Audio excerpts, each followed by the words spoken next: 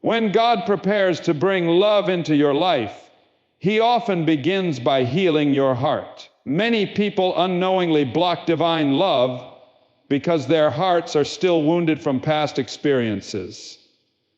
Pain from betrayal, rejection, or disappointment leaves invisible scars that shape how you see others and even how you see yourself.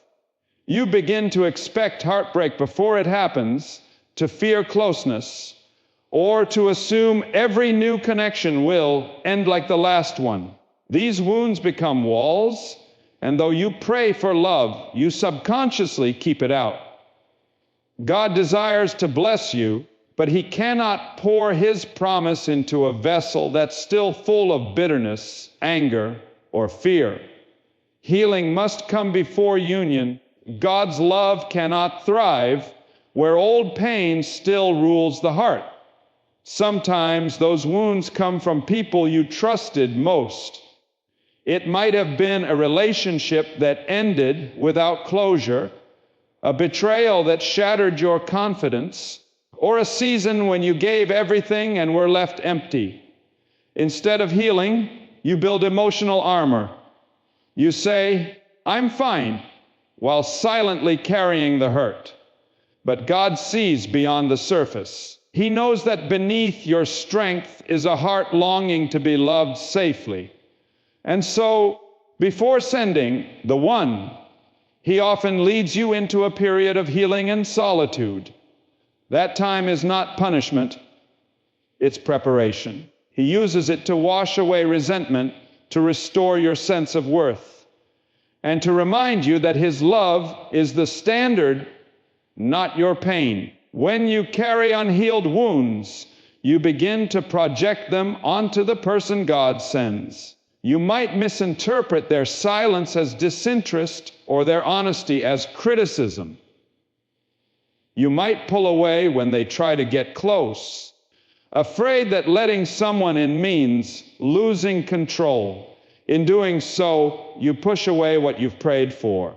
God may have already answered your prayer for love, but because your heart is still shaped by hurt, you see blessing through the lens of fear.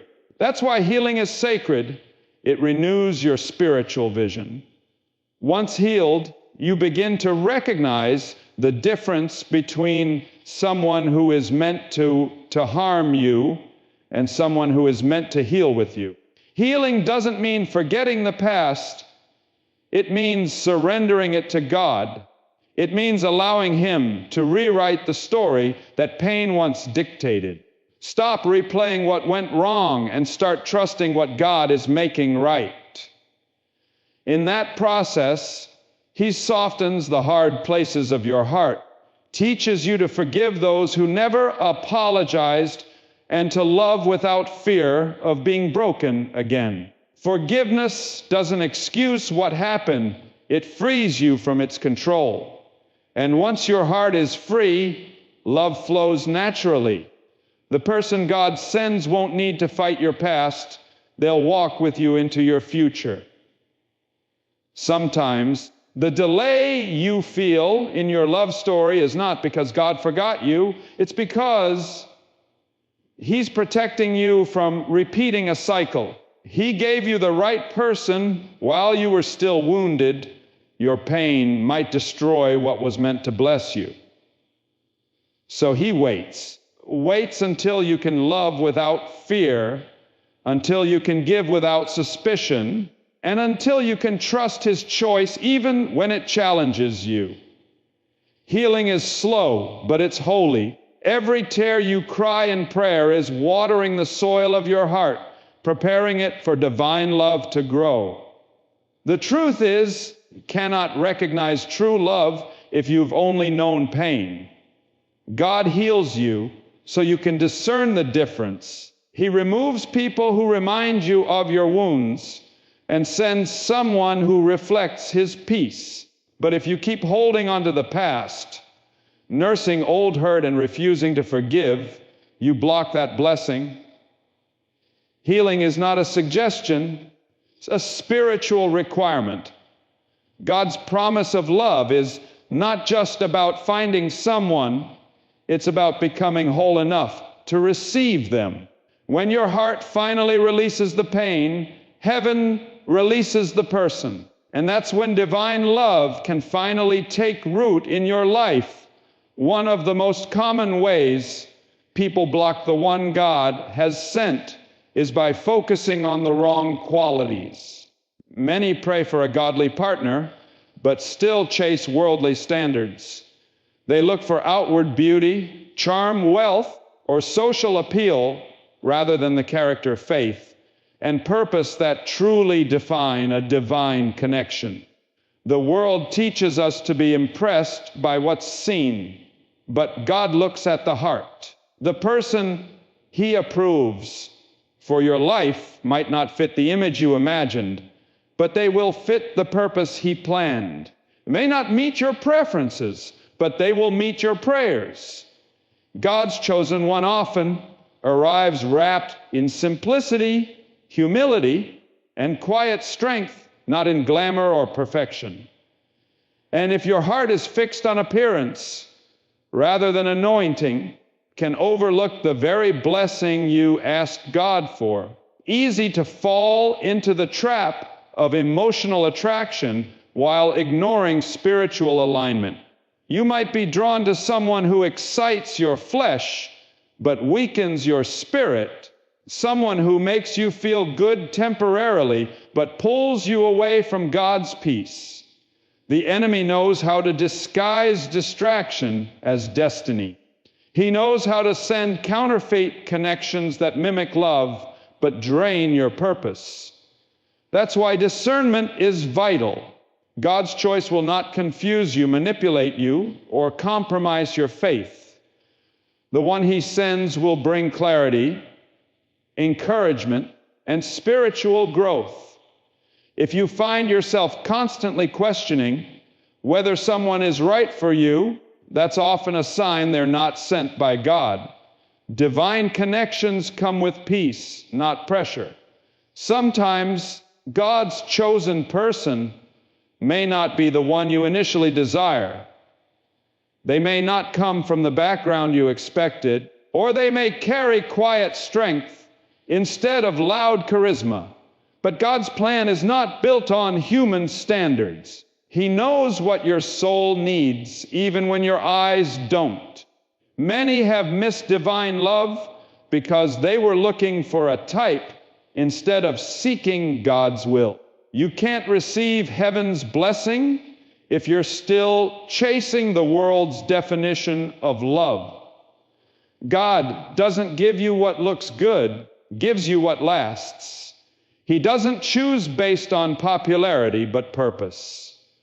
When you focus on outward attraction alone, risk connecting with someone who's emotionally appealing, but spiritually unavailable. God's approved one will not just attract you, they will align with you. They will pray with you, challenge you to grow, and help you fulfill your calling. Love ordained by heaven is not about comfort, it's about calling. It strengthens your walk with God, not your attachment to the world. If someone draws you away from prayer, purity, or purpose, they may be sent to test you, not bless you.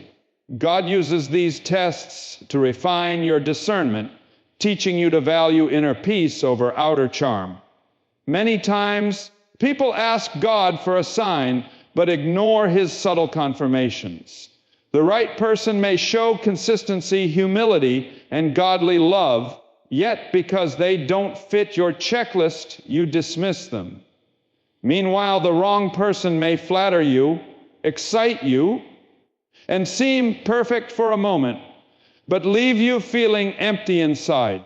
God doesn't want you to settle for counterfeit connections when His best is waiting for your obedience. Chosen one might come disguised as a friend, a quiet supporter, or someone whose love feels familiar yet peaceful. It takes spiritual maturity to recognize that kind of love. When you begin to see through God's eyes instead of your own, Your standards change. You start valuing patience over passion, prayer over perfection, and purpose over pleasure.